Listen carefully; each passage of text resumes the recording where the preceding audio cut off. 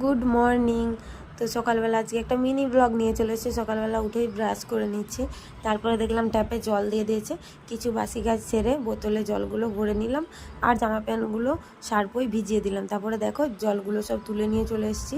আর আমি একটু গরম জল খাবো মধু দিয়ে, কারণ কি বলো তো, গলাটা খুব ব্যথা আর বসেও গেছে, ওই জন্য মধু দিয়ে গরম জলটা খাচ্ছি। তো সকালবেলায় আমার এরকম অবস্থা হবে আমি ভাবতেও পারিনি। পুরো ভিডিওটা দেখো তাহলে বুঝতে পারবে। আর এটা খাওয়ার পর আমি ঘরগুলো পুছে নেব, তারপরে একবারে কাচা ধোয়া করে স্নান করতে যাবো।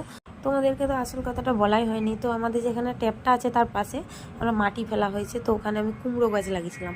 তো কালকে বৃষ্টি হয়েছে, এঁটেল মাটি, তো ওর মধ্যে জুতো পরে চলে গেছে। এই দেখো দুটো কুমড়ো গাছ বেরিয়েছে, জুতো পরে চলে গেছি।